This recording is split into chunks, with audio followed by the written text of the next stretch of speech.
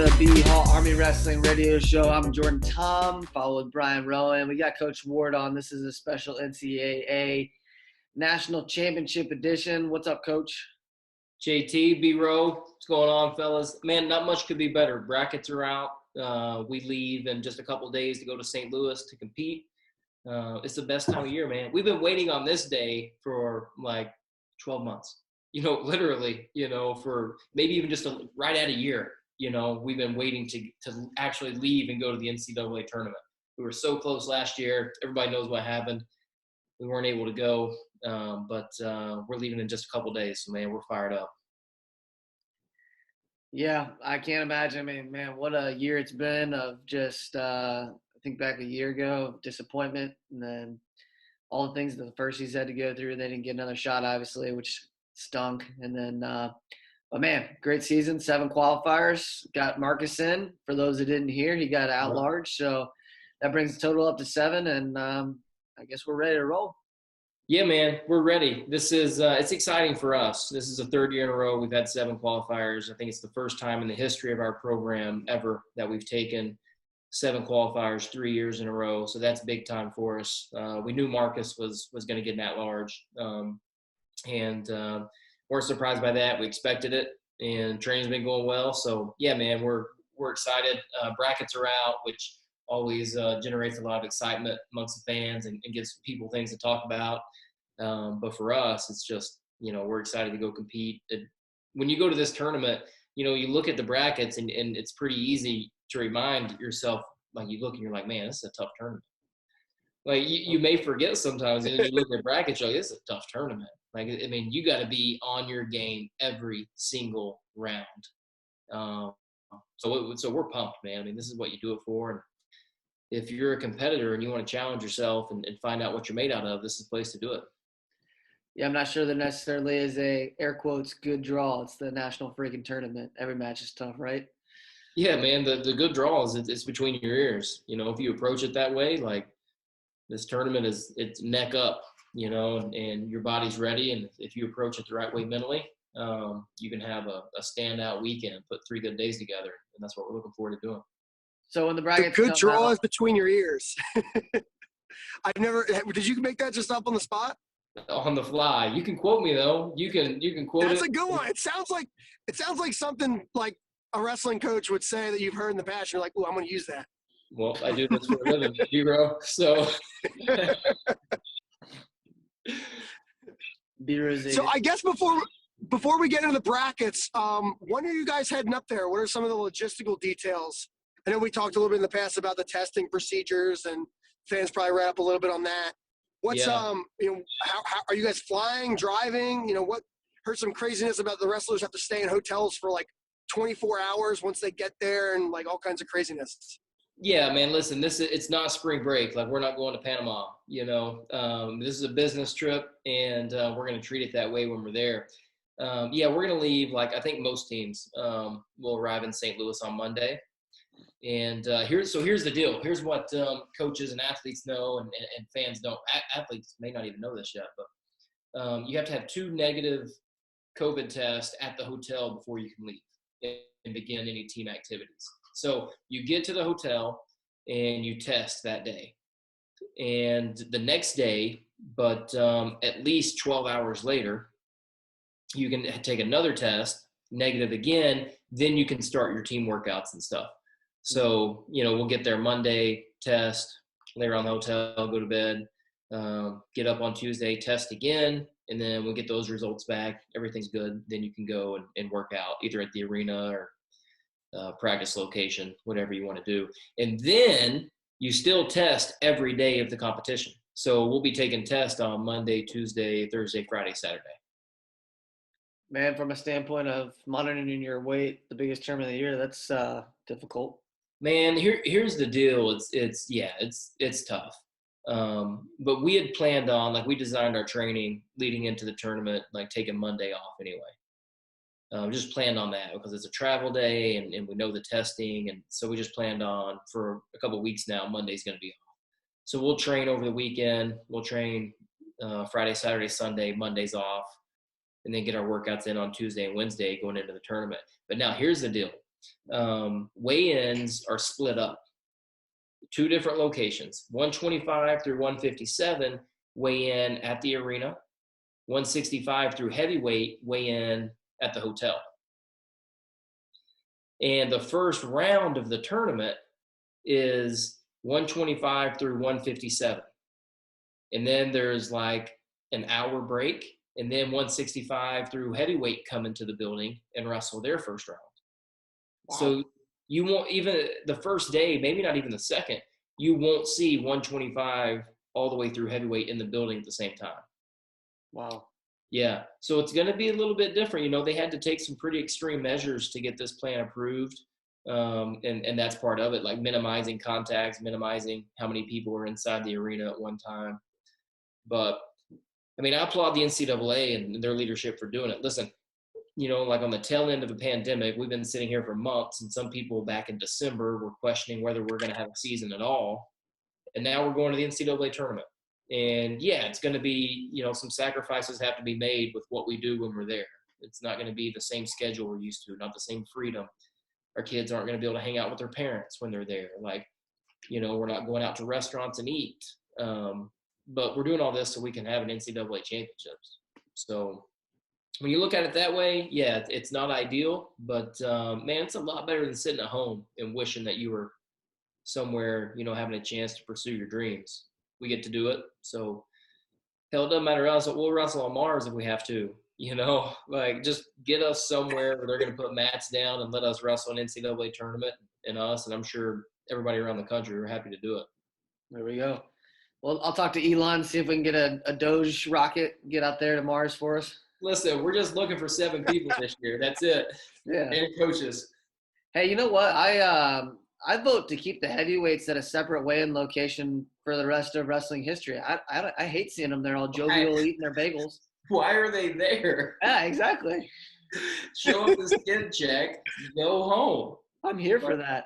What are you doing? What are you Just doing? Put them off somewhere else. And the worst, you know, you have those heavyweights that like they didn't prepare their food before weigh-ins or whatever, and so they get off the scale and they go and they hold up the line on the team with people, and you're like, come on, man, you could have eaten like literally at any time. Yeah. You could have been eating on the scale. That's a good point, man. That's for like that one heavyweight in the country that actually has to cut weight before weigh-ins. Exactly. Yeah.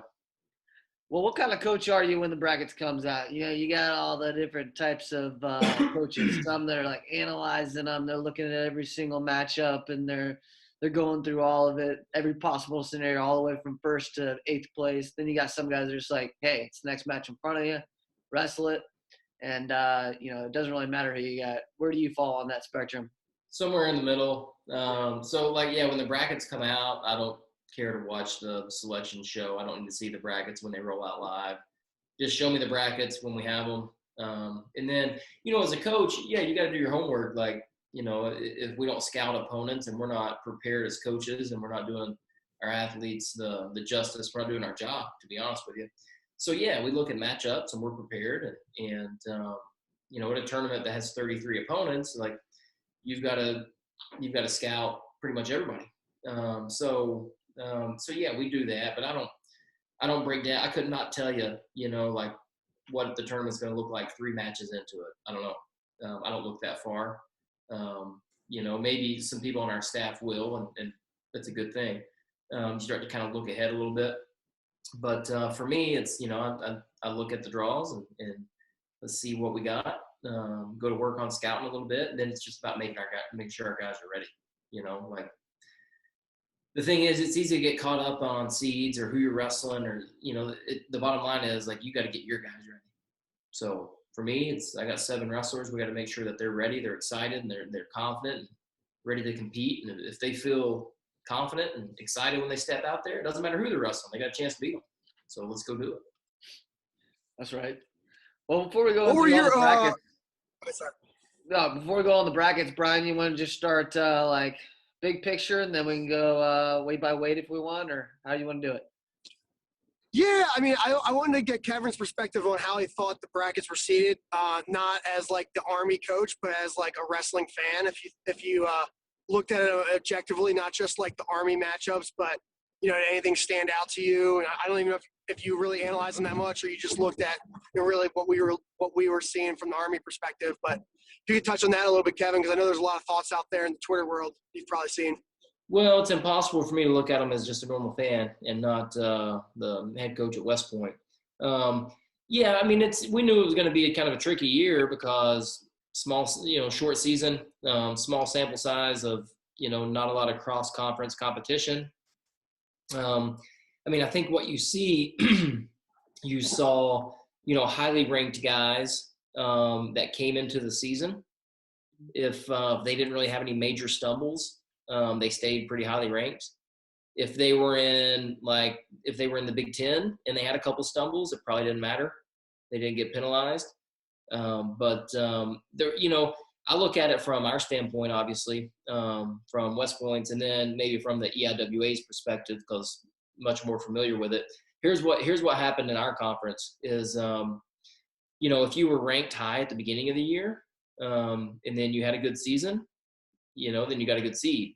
If you weren't ranked high at the beginning of the year and you had an awesome season, you're kind of stuck somewhere in the middle, just because you didn't get a chance to go out and beat competition from other conferences. So, I mean, you look at our two conference champs that are undefeated, one's a 16, one's a 17,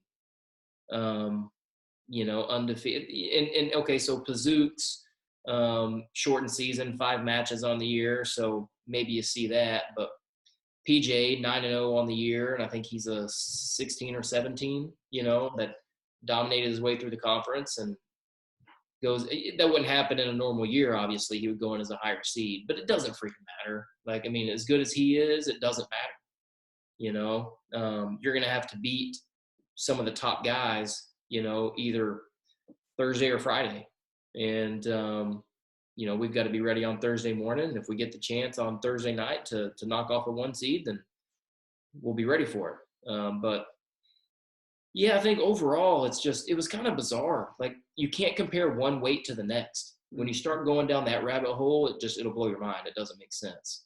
Some people got hit harder and punished a little bit more for some stumbles than some other guys. But I try not to look at it too much. I look at 7 draws really.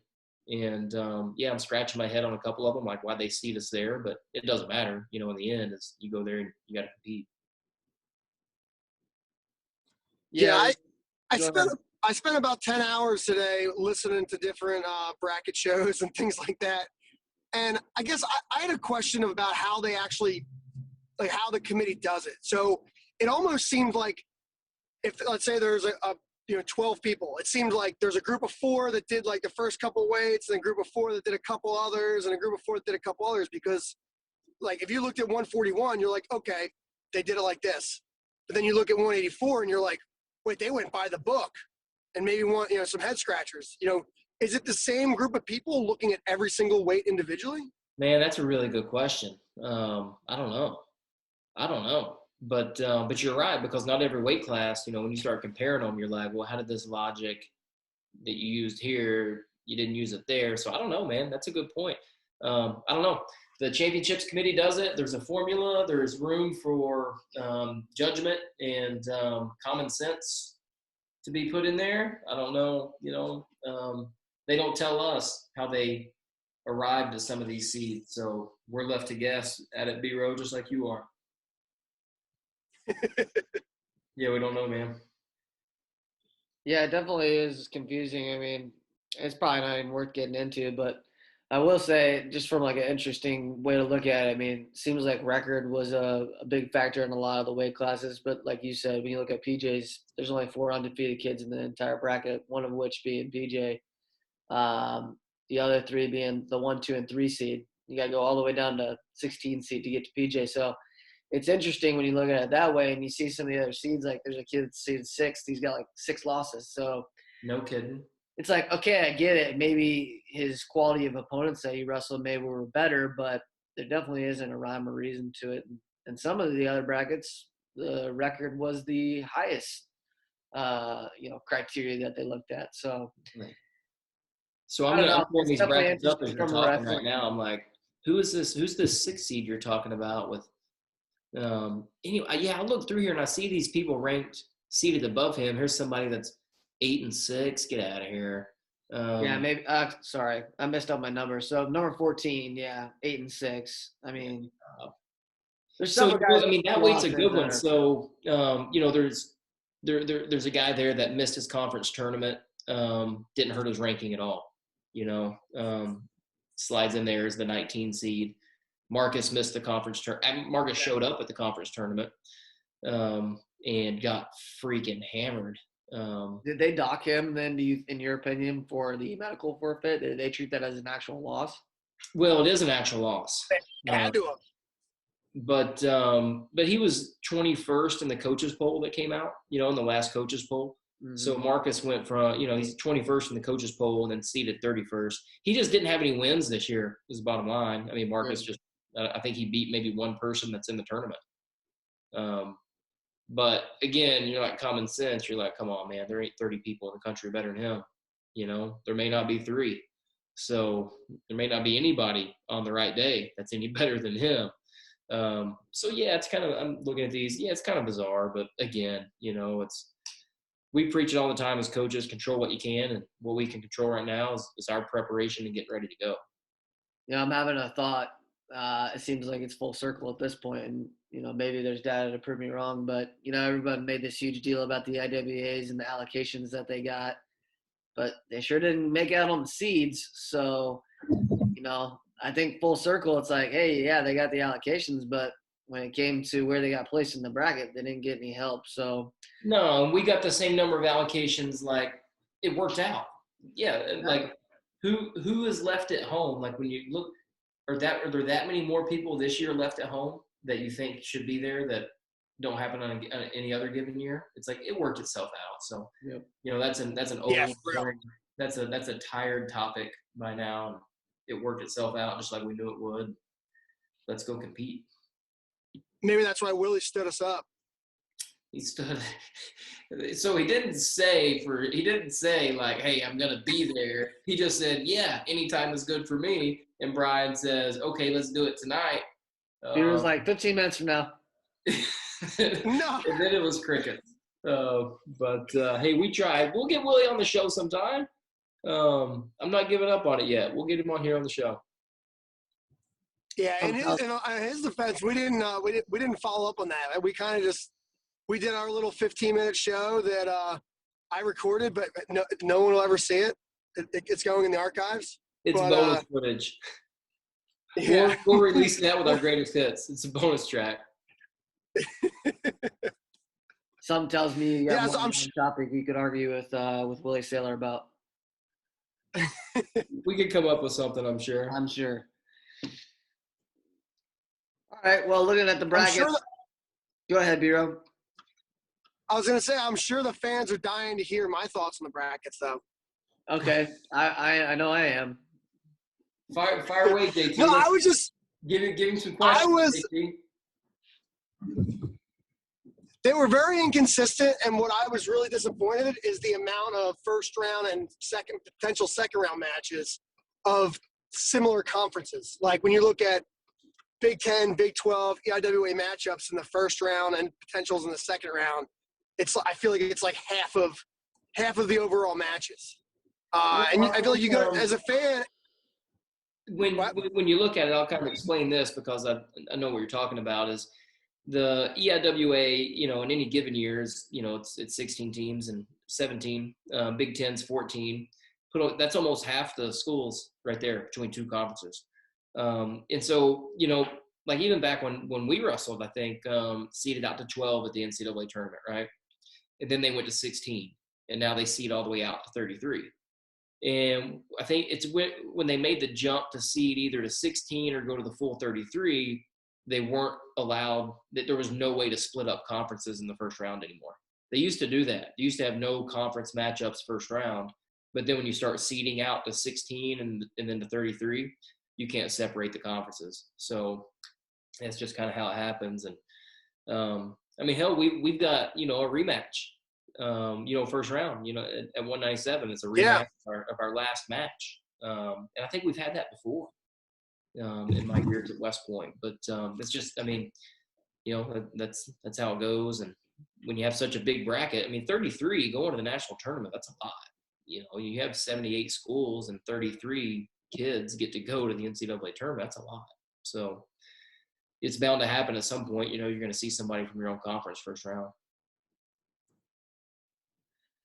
Yeah. Yeah. I mean, the way I see it, I see that side of it, but like you get, like if there's judgment allowed in the seating, they could see like at 97, okay, let's move. Why can't JT be 1 seed lower, or the Lehigh guy be 1 seed higher, and then they don't meet in the first round, or like you get Noah Adams and Buchanan the 8 and 9. Like why can't Buchanan be the 7, or the Adams be the 10, or something like that? To where because now you're asking them to be ambiguous about the seeds, which you were just complaining about 5 minutes ago. So they're either going to do the seeds. No, I mean, the seeds. I can argue why Noah Adams should have been the 10 instead of the 9. You can do that in a lot of different scenarios, especially when you get outside of the top 15 of why some guy should be 17 versus 19 or something. Right. Yeah. So is that how it is at 97? Buchanan and Adams are 8 and 9. They'll wrestle second round. Yeah, and really? all Noah Adams losses in the past 2 years were to him. Yikes. I didn't even notice that. All right. Yeah, I won't get into all the inconsistencies or anything like that, but I was reading Willie's article today. He gave PJ a shout out as he should have been seated a little bit. Either it was a little inconsistent, and Wrestling Nomad also tweeted about PJ too. So Army's getting a little bit of love today. Well, they should. I mean, when you got a season like him, but whatever. Like, I mean, PJ is a guy, like, when he goes out there to compete, he can beat anybody. So let's go. Well, starting at, let's go through it. We don't necessarily need to go through every single scenario, but let's at least talk about their first round matchups. So at 41, Lane, comes in at the 19th seed, and he'll have Dylan Duncan of Illinois first round. Okay. So yeah. Vintage action. We haven't seen him probably ever. No, I don't think he was wrestling last year when we saw Illinois in a dual meet. And I haven't watched any film on him. I know Lane, probably has. He's a guy that likes to watch film and do some scouting. It's one of those things where it's, I know Lane and we know what he needs to do to be at his best, and we kind of focus on him. And we have time. The tournament's a week away. So as we start talking about these matchups, by the way, these brackets can still change. And I would be surprised if they don't. When you had 140 wrestlers at the Big Ten tournament and maybe about the same at the Big 12 tournament last week, and now they've got to test for COVID 3 times on campus before they travel to the NCAA tournament. Like, you're kidding yourself if you don't think somebody's going to show up positive. Like, there's no freaking way that 280 wrestlers. No way. No way. Probability 0. Now, not all of those guys. It's not all 280 that are going to the tournament. We know that. But let's just say half of it.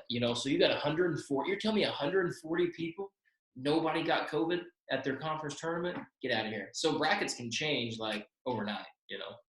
Has there ever been a year where being an alternate means something more than ever? My goodness. So it's crazy this year. Listen, you know how the alternates usually travel to the tournament? Do we have any alternates before you keep going? No. I don't know who the alternates are, but they're not on our team. I heard that today at 6 p.m. was the last. That there is no alternates. Like, if you didn't, they were going to add scratches in by 6 p.m. today, and that was the cutoff. I know, but maybe I read the conference call last night too, and it was a little bit vague. Like, it's kind of bullshit that you can't get somebody else in 3 days before the tournament if they've been testing. The whole thing revolves around Like, can you stay on the testing cadence that you need to meet the requirements? And if you do, then why not? Like, but alternates aren't traveling this year like they usually do. So if somebody scratches or shows up and they're positive in St. Louis, then yeah, that they're out. And there's Is no there going to replacement. be like a challenge procedure, or We'll like see. you just get it one and done? Yeah, and so with their antigen test, the rapid test, and I'm sure that if you test positive on one, then they'll do a PCR test, the more, I guess, accurate and sensitive one to confirm. But yeah, if you test positive, man, you're done, and it could be everybody that you wrestled at that tournament that you've had contact with. They could also be done. Oh, yikes! Right? I didn't think about it from that perspective. Wow. Yeah. Well, it's been that way the whole time. Like it's COVID it's a real deal, and it affects people.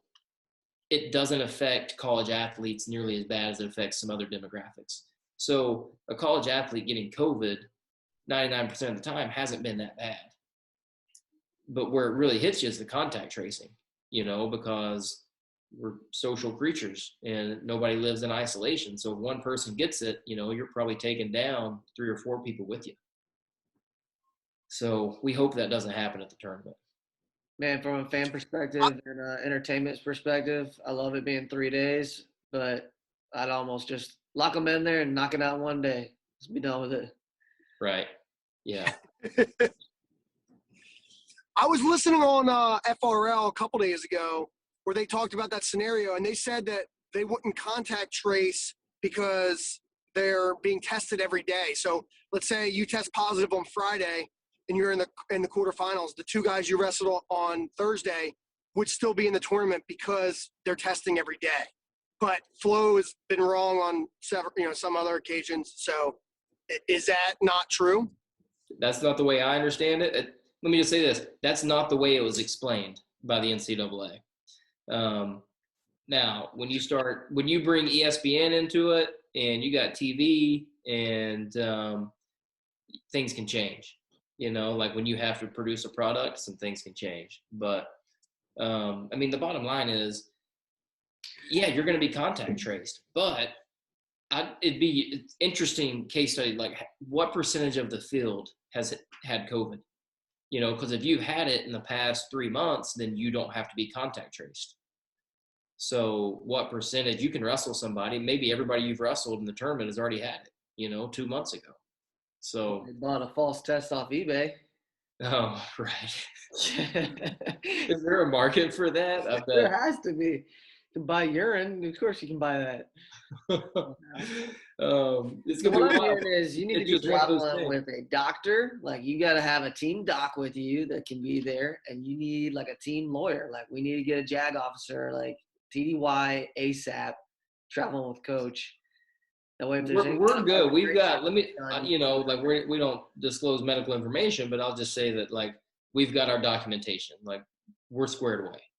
We're good. Our athletic trainer is like, he's been busting it. Like, this has been the toughest year, and they control testing and so like testing for this tournament, I'm like, hey man, you're the guy. You got to have this figured out. So we've asked him about 3 million questions over the past week, and he's been on the phone. He's calling the NCAA and, like every other trainer around the country, trying to get answers on what's it supposed to look like, the what ifs, all these scenarios. It's crazy. But, man, we'll keep our fingers crossed. It works out. We'll be ready to roll. So I'm talking about 49. PJ, we already kind of hit on it, but he came in at the 16 seed.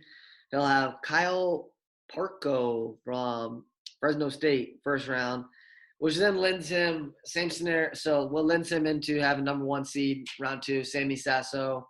And that's not even a given because he's got a tough first round matchup potentially. But what do you see a matchup with, like, a really athletic, super dangerous, a lot of ways that he can score PJ? And everybody listening to this podcast knows how he wrestles against somebody like Sasso that's also very scrambly, and he's got some tricks up his sleeve. That's a very interesting potential matchup. Well, this first round matchup for PJ, this kid's good. Is this the kid that someone wrestled on the ship? No, I don't think we wrestled him last year. No. He finished third, the Big 12, had a hell of a tournament there. And he's pretty dangerous too. Like if you don't respect him, he can hurt you. So he's got some stuff. He's got a headlock. He's got an inside trip. Strong. So like we got to be ready for that matchup. And then obviously, you as coaches, you look ahead. You hope your athlete doesn't, but as coaches, you look ahead. And Sasso is as good as advertised. We know that, number 1 seed. He's undefeated. I think he was the 2 seed last year, right? That's not an accident. You're not that good by accident. So, Sasso presents some challenges because he's so good when you get to his legs, and he's so comfortable there and tough to score on. I think it's a good matchup for PJ because PJ doesn't get in a lot of those positions very often. And PJ's dangerous. He can score from a lot of different positions in a lot of different ways. So I like it. I think, listen, if you want to go there and show out, you're going to have to beat those types of guys. And whether it's on Friday morning or Thursday night.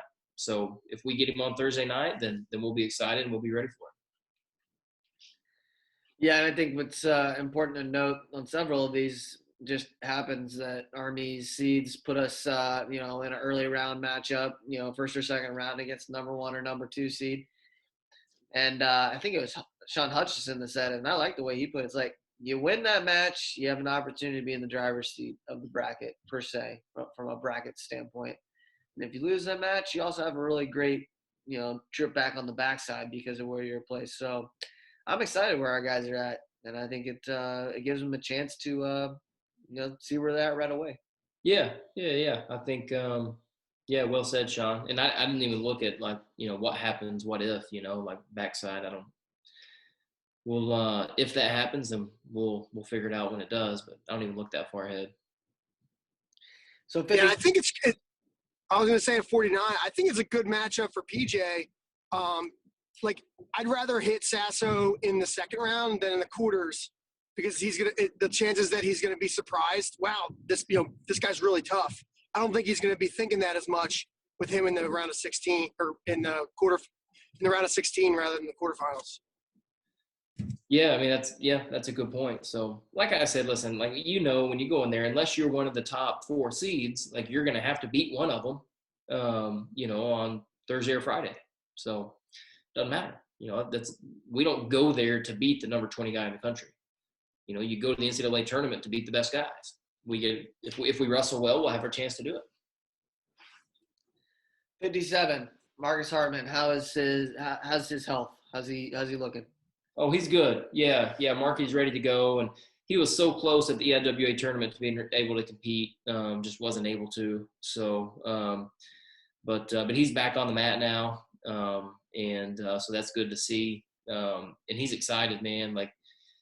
Coach Shuck was in the room the other day, and I wasn't there, but Shuck was telling the story when the announcement came out that Marcus is in the tournament, and you would have thought nothing happened. He was working out. Saw the news, he's in the tournament. His facial expression didn't even change, right back at it. He's like, yeah, obviously, not a surprise. He expected it and he's ready to go. So, and then it's interesting, last night he was supposed to wrestle Hidley first round. Today the bracket changed. Now he's got Carr from Iowa State first round. I haven't even seen that yet. Yep. Yeah. So when did that happen? That happened at some point today. Kid from Southern Illinois, Edwardsville, dropped out, and that bumped everybody else up. So yeah, now Marcus is he'll have Carr, first round. Which listen, it doesn't matter. Hidley, Carr, they're a couple of the best guys, and so is Marcus. So I can tell you this: there is not a more dangerous 30-seeded wrestler in the country ever, maybe in the history of the tournament, than Marcus Hartman. So, no, it's a matchup that we'll be excited for.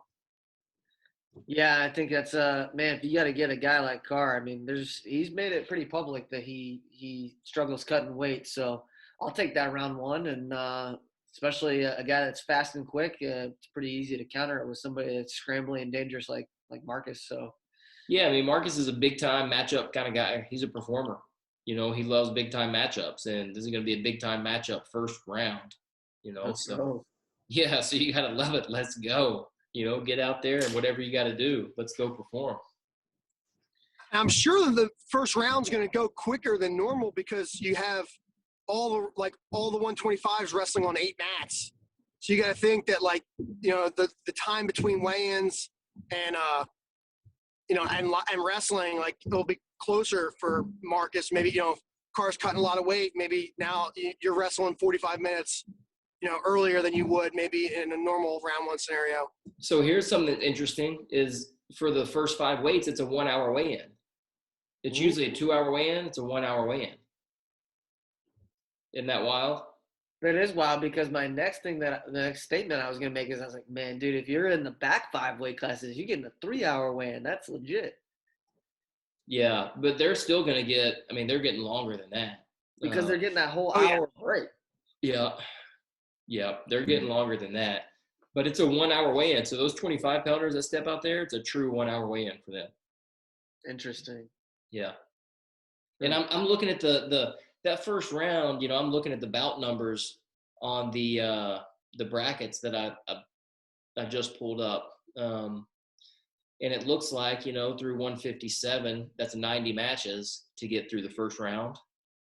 90 matches on 8 mats. Yeah, it'll go. That round will actually go pretty quick. Hour and a half, 2 hours. Is that what it is? It's usually about 9 minutes per bout. So, yep. Yeah. Marcus is about 83, so he'd be the 8th match on some mat. So you got 7 matches in front of him times 9. He's got basically an hour, a little bit more than an hour. So he'll have a 2 hour weigh-in. He'll be up. So why is it a 1 hour weigh-in? Man, I don't know. They had to change some things this year. It's a pandemic, Jordan. Is that to allocate the extra? Is that to allocate the extra hour in between the split or something? I guess that's what it is. They had to have an hour there to be able to clear the building. I don't know. That's weird. Yeah, but it's a 1 hour weigh-in. I'm surprised the second group if they're weighing in a different location, why not delay it so they're not weighing in as early? Stop. These are things that you're just like, I don't know, whatever. Let's just have the tournament. Kids don't cut weight anyway. That's, they got the procedures with the. Oh, yeah, we got the OPC. The descent plans, so they don't cut weight. Yeah. Yeah. No big deal. It's just a formality. Yeah. All right. So we bump up all the way up to 74. Ben Pazook. Kind of same song and dance as PJ, except obviously he had a shorter season, but still was conference champ. First ever in Army history as a plebe, so that's pretty cool. And I think this is my first time on because I missed last week. I am naming him the Bazooka, and it's not changing. So no, it's stuck. It's there. Yeah, Jordan, I was going to comment and say, why did you say his name at the start of that sentence, not just say the Bazooka? I was leading up to it. So the Bazooka gets to, we get to find out. Well, we already know, but it's like, man, it's a challenge because the guy he's got first round, that guy's good. We've wrestled him a few times. So we're excited for that one. Yeah, I think Harvey wrestled him a few times, if I remember right. From UNC? Yeah. And that guy's good, So it's like everybody at this tournament, you got to be on. And if we take care of business there, then you get to go wrestle the number 1 guy in the country, who's proven that he's deserves a number 1 ranking. So, man, let's go out there and you got to be excited about these matchups, man. It couldn't be any better. I know Coach Shuck said it, he's fired up and just pumped about our seeds. And I am too. These are matchups you get really excited about it. So is the Bazooka your typical? Not your typical freshman because he's conference champ, first ever in program history. But is he, from a standpoint of mentality, is he the type of kid that sees the number 1 seed in the national tournament and that maybe is kind of makes him nervous, or is he the type of kid that embraces that and he's just a dog on a bone? He's excited, man. He's excited. So he's one of those unique guys that I say he's kind of like you guys know Matt Kyler pretty well. So think about how Matt and Ben, there's some similarities there and some differences, but I say Ben Pazook can really challenge any preconceived notions you have about the stereotypical elite wrestler. He's just got this happy kind of attitude, kind of an airhead, and like, but just like, he's a really positive guy. He's not this like angry all the time, super intense guy. But then when he gets out there on the mat, like, he loves to compete. So he can like really challenge what you think your stereotypical dynamite wrestler should be and act like. He gets excited for competition, and he knows how good he can be. Like, he believes it. So I'm excited for him. He looks really strong. The dude is powerful. He's like a freaking tank. When he, like, you see, if he gets on your legs, like, you're not stopping him. He gets on your legs, he's running through The you. bazooka. The bazooka. Yeah, he's not a tank. He's a bazooka. Boom. But he is a warhead, so. All right, I love it. I'm excited to watch him compete. Wait, so the fans haven't got to hear this story, but Kevin last week talked about he got on the mat with the bazooka after IWAs to feel how tough he really was. Can you talk about that a little bit? It was like we were like warming up, and he didn't have a partner or whatever, and I was like, fine, come here, Ben. I was like, I gotta see what all the hype's about anyway. Everyone's talking about how strong you are, and you just won the conference tournament. Like, come on. So I grab a hold of him. We're kind of hand fighting a little bit, and I'm kind of getting pretty slick, we're just kind of really just kind of dinking around, and he, like, fakes or whatever, and then he double legs me. It was like holy cow, he did.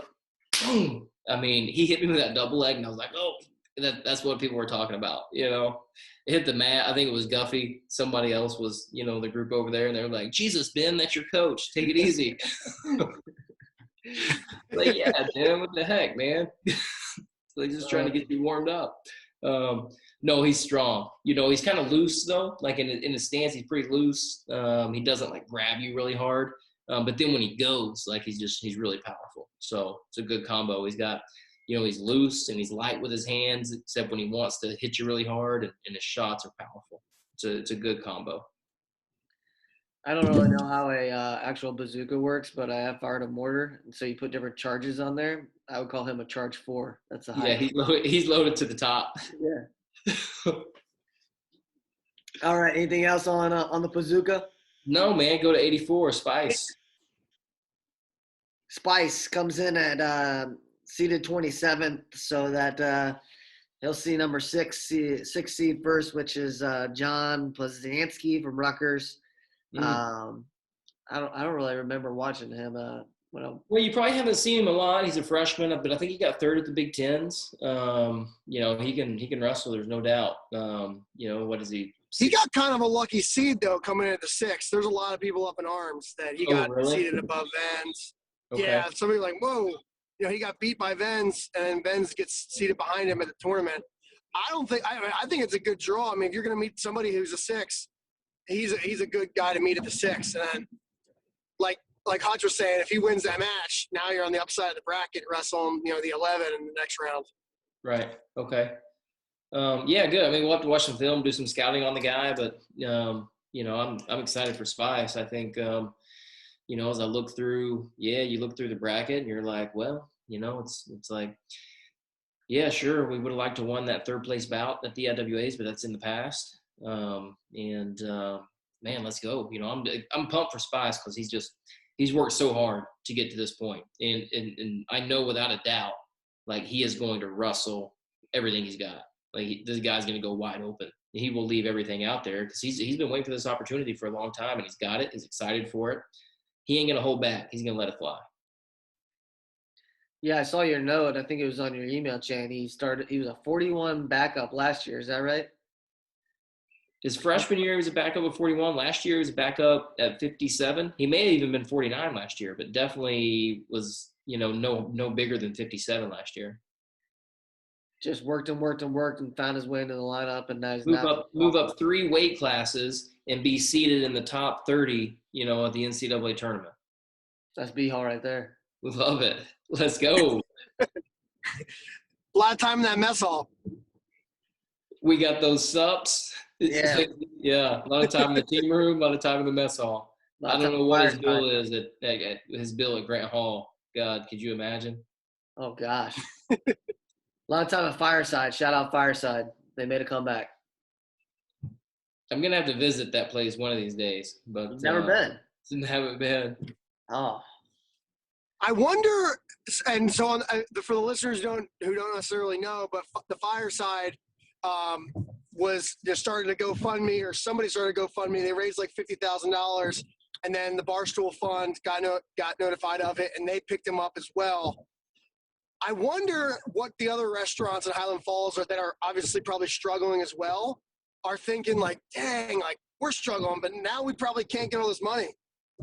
So how much money did Fireside raise? I mean, just on their 50 GoFundMe, grand it was like in like 18 hours. Yeah. How much was it? It was like $50,000 in one day just on the GoFundMe, and then the Stop. Barstool Yeah. Sports recovery fund gave them another undisclosed amount. Really? Yeah, I Sick. saw the guy from.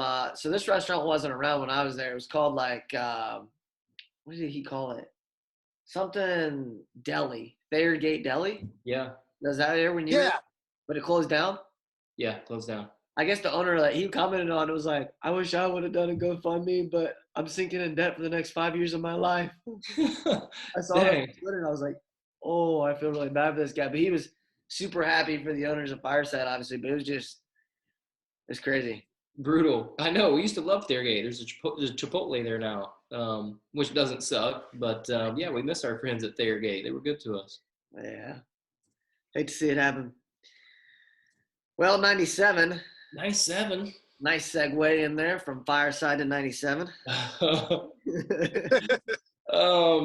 Yeah, it's a rematch of the EIWA finals. So here's what I like about that is JT came off the mat after the finals at EIWAs, and I was like, hey, man, like, you got to do more than that. Like he was barely breathing. He wasn't barely sweating, wasn't breathing hard, and he was just so disappointed in himself. He was like, yeah, I know. I got to do more. I gave the guy too much respect. And then, you get the chance, your next matchup, go do it, so love that. It's good. And then we got to take care of business there. And then it looks like if we do, then, yeah, we get another chance to take over the one spot. So not a terrible place to be. Coach, can we get an update on JT's front headlock? It's been about 2 weeks since he got notification from Chick that he needs to start working on it. He's got to start. How Yeah. is Listen, been? I didn't want to bring it up because I didn't know if our opponents are watching here, but that secret weapon we've been working on, right-handed and left-handed. We're going both ways with that. Look out. Awesome. I don't think any Lehigh fans are in our dozens of listeners, so I think we're good to go. Based on the comments they made in their chats about Coach Ward, I don't think so. I can't wait for that episode one of these days. B-Row, do you got the tweets for me? Let's save those. Let's save those for the postseason. Yeah. We're gonna need content here in a couple weeks for sure. I can't tell you how happy I am that I actually made their message boards, that they would consider me enough to do that. I'm pretty thrilled about it. Bobby Hill, the heavyweight, man. Speaking of Thayer Gate Deli, heavyweight. Speaking of Chipotle. Nice little segue. Yeah, so Bob, I'm looking at his bracket now. I didn't even remember who he had. It looks like he's got an undefeated conference champ from the ACC first round. So, right. Listen, Bob's a really athletic but powerful, quick, powerful, strong, and a hell of a competitor. So it doesn't matter who it is. He's shown against some of the best guys in the country. Like he can compete. He's just got to find, small openings and be able to score. So I'm excited. I mean, he's in a great position in his bracket. So yeah, that's freaking awesome, actually.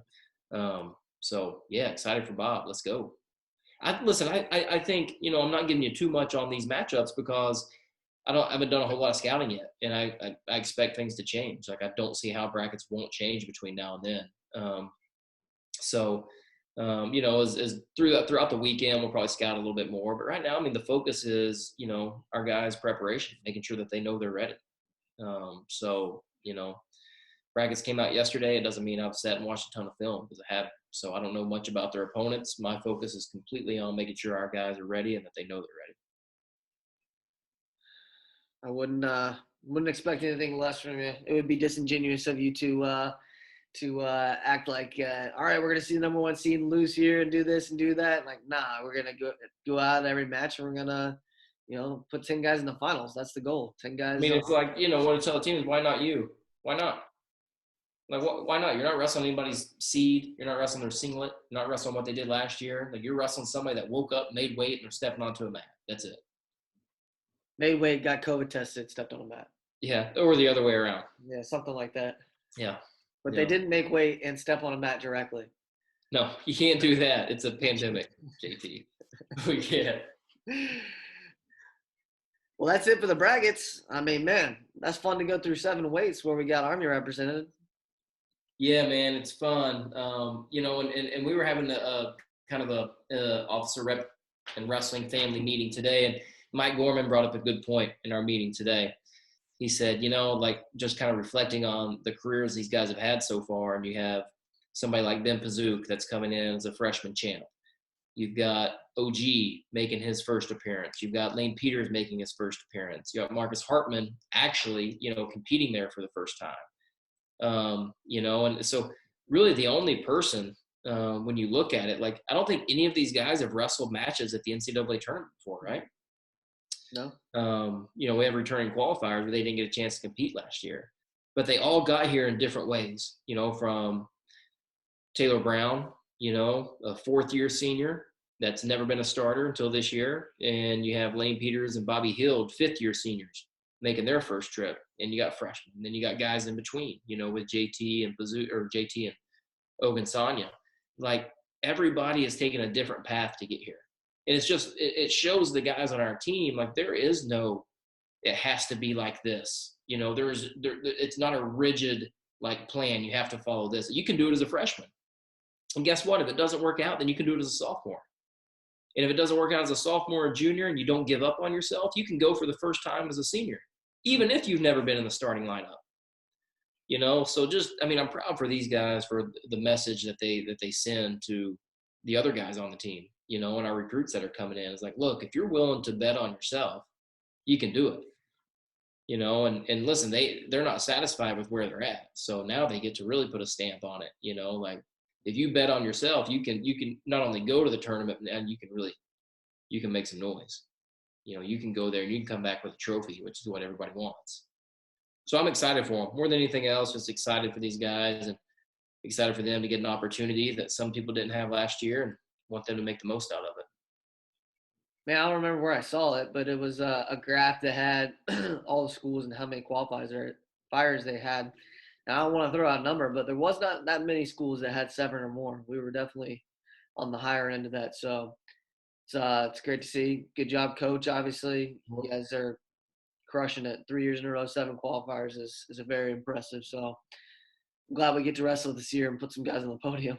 Yeah, me too, man. It's we're ready for it. Our program's ready for it. These individuals are ready for it. I'd be surprised and disappointed if we're not coming back with some hardware this year. And now, there's a new standard. Like, yeah, that's what we do. We send 7 guys to the tournament at least. Well, why not 8?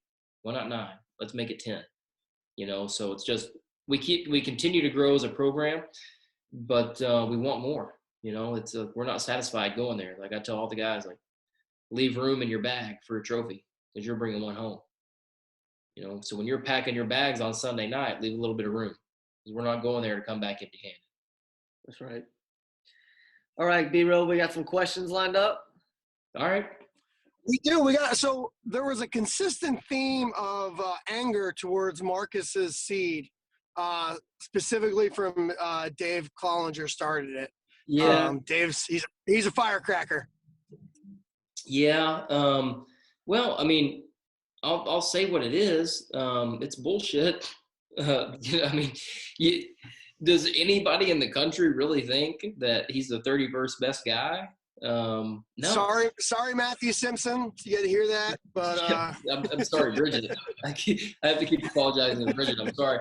But listen, okay, let's take the other side. Who did Marcus beat this year? He didn't beat anybody in the tournament, and that hurt him. But listen, man, it's okay. So it is his fault, I guess, because he had a chance to beat somebody, from Hofstra, and but then other than that, he beat everybody on the schedule. He got hurt, couldn't compete. out of his control. And whatever formula they used, the coaches dropped him from 15th to 21st. Okay, you can live with that, but then to be ranked 21st and seeded 31st, that's like, he's a dangerous 31st ranked guy in the country. So, yeah, man, it's not like, David and Brian and whoever else wants to, like, they don't call you and explain the seed to you. Hey, I know you don't like it. This is why it happened. They don't do that. You get the seed and you go there and wrestle, and that's the way it's always been. That's the way it's going to be. So Logan Everett brought up an interesting fact and then asked a question. There were 7 undefeated conference champs seated lower than 10th. Of those 7, 4 of them came from the EIWA. Why do you think the EIWA suffered from this more than any other conference? 2 were from the SoCon and 2 others from the Pac-12. Well, what you see with our I didn't know that, but I can just rattle this off for you. Like our highest ranked guys in our conference, you look at 41, 65, 84, and heavyweight, they entered the season ranked pretty high. And they had good tournaments or good seasons and good tournaments, and now they're still ranked high. But outside of that, they didn't give our conference a whole lot of respect.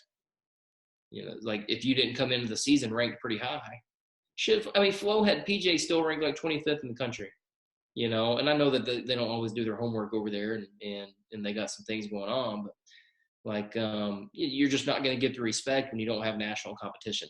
We couldn't have national competition this year. That's all there was to it. So I think that's what it is. If you didn't come into the season ranked pretty high, you weren't going to move up. That's just bottom line. Certainly is a level of like past results that was factored in. I remember listening to the IWA championships, and they said Jordan Wood was the only returning All-American in the sense that actually standing on the podium in the entire conference. No kidding.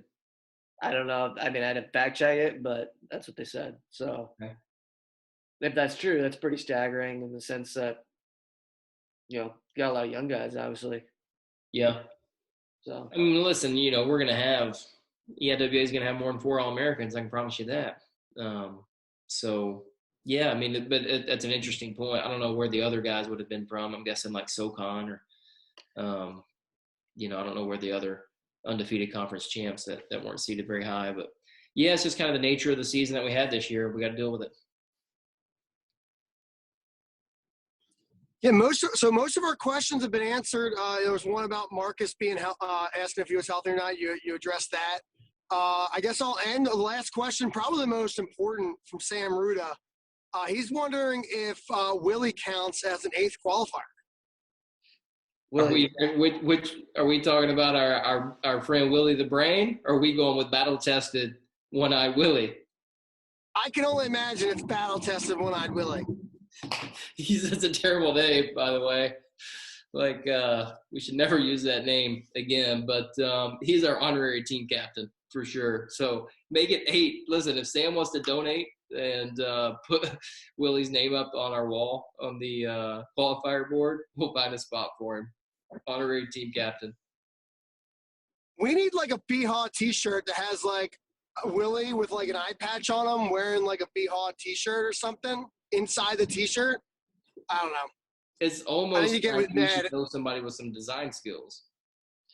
I'm thinking, if we only had somebody at a place. I'm thinking a cat with an eye patch and a bazooka on his shoulder, maybe with the slogan "Ready for War" or something underneath. It's a good start. That's a great start. Is that a tank top or a shirt or a t-shirt? It's got to be a tank top. It's already ridiculous. So, is it a wife beater or a tank top? Like, wife beater, why not? Yeah. If you're gonna be a bear, you can be a Grizz. Go for it. Maybe we put an upper groin fake Beat Navy tattoo on it too, on the front. No, that's good, man. So what are you guys doing? JT, are you going to stay at home, watch the tournament on ESPN? That's right. I just moved to Cincinnati, so gonna be with my dad, which will be fun. And, get some good snacks and watch some great wrestling. Nice. B-Row, you're going out to St. Louis? I'll be there. Yeah, I am. So Matt Pennings, Matt Pennings asked a question. I forgot about this. This was last week. it wasn't specifically for this show or this topic, but Matt Pennings, class of 14, is getting married on the night of NCAAs. Okay. And, I get a little crazy. This like 3 or 4 months ago when, I got the invitation, I was like, you know what? Like, I don't need to go to NCAAs. I'll go to the wedding. There's going to be a lot of wrestlers there. And then, 2 weeks ago, I was like, what am I doing? There's no way I cannot go. So I'll be in St. Louis. Dave Collinger hooked it up. He's got a suite. So we're going to be living large in St. Louis. Sick. Fly in Thursday morning. We'll see you there, and JT will catch us on ESPN. I hope to see you guys on ESPN Saturday night. We'll be out there, and then we'll get back together sometime after the tournament. But hey, man, I appreciate you guys. It's been a lot of fun this season, being able to recap everything with you guys and be able to engage with our fans in a new way. So, JT and BHAW, man, I appreciate you guys and helping us spread the good word of Army Wrestling and get out there to our fans, give them some content that hopefully they enjoy, all dozens of them. And let's keep it up, man. We can grow this thing even bigger and reach some more people and get the word out. But thank you guys for what you do. And let's be fired up for the NCAA tournament. All right. Go Army. Beat everybody, I guess. Beat them all. Beat them all. Beat COVID first and then beat St. Louis. Oh. Thanks for tuning in to the BHAW Radio Show. If you like what you heard, be sure to subscribe and leave us a 5-star rating on your favorite podcast platform. If there's something you'd like to hear on a future show, reach out to us on any of our social media, Instagram, Facebook, or Twitter. Or you can reach us at email, bhaw.radio@gmail.com. We'd love to hear your thoughts, and as always, go Army, be Navy.